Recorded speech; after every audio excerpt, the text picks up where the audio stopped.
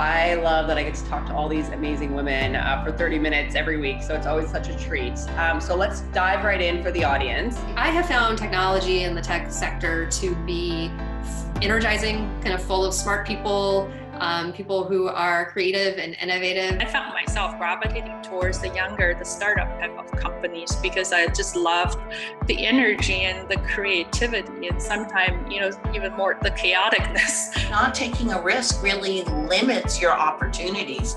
Yes, you might fail, but also you might have some amazing door that opens that you have no clue about from your safe place you're sitting in now. Tech changes all the time. It may feel like you have to start over.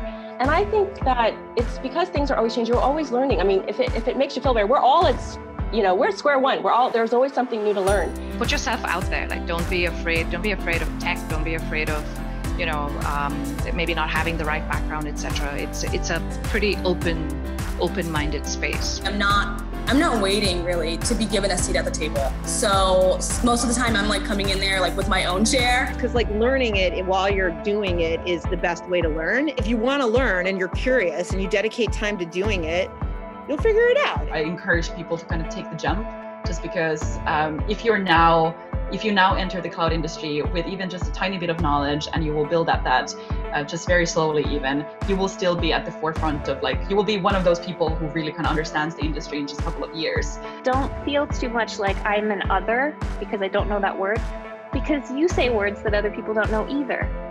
You don't need to know everything in order to succeed. I was just so inspired by the fact that we could build something ourselves and other people were paying for that. And it really just set off this fire in me where I was like, wow, I really want to learn more about this. The reality of what I look for when I hire is if someone has a curiosity about the problems we're solving, and then they have the technical skills to follow those curiosities. I think by changing our hiring profile and making diversity at the heart of it, we can change the world and bring diversity everywhere. But it's a long process, but we need everybody to contribute to it. Good relationships build great products. And so that's probably the number one lesson. You need to be really intentional about building relationships, trusting relationships with your team. The more that you trust, the more honest you can be with somebody and the more accepted that honesty is going to be. We have a new product we're rolling out in beta, and I'm in every single session because I'm obsessed with hearing their feedback, getting a sense of how they're reacting to it. I think when I reflect back on what makes me proud is when I can really market a tool or a product that has a true kind of positive impact in people's lives. The fund's mission is essentially to position South Asian women as key stakeholders and investors in the fund and really to include them in the venture ecosystem. We're taking things that otherwise were inaccessible, impossible to afford, or even just literally to get your foot in the door to get access to, and saying, well, let's make this something that even somebody who's just getting started, solo entrepreneur, can afford and have access to. I think the opportunity we have in particular as women is to continue to lift each other up. And I see that happening on a regular basis all the time. Just because you've heard no once doesn't mean the next answer won't be a yes. Do you have competition? How will you grow? Do you have a business plan? Can you pitch? Can you present? And so when you give this kind of tutelage to very young girls, the results are astounding.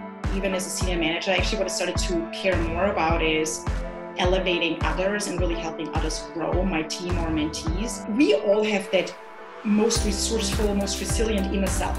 How do you connect with that in times of uncertainty and struggle? Trying to figure out what that next step is, where could you go, what are you interested in, and make sure that people know that. If you don't tell people what you aspire to, they won't know how they can help you. As soon as you jump into a tech company, you really can find your community there. It can be someone who's on your team or not. And you can also start building new creative ideas. I'm very optimistic that tech will sort of come around to embracing this broader responsibility that we have in the world, whether we ask for it or not. we're in a position where we have power and influence, and with that comes responsibility. Progress is better than perfection, and I think sometimes we are so under the light to act a certain way, look a certain way, do things a certain way, outperform a certain way, do it all on your own.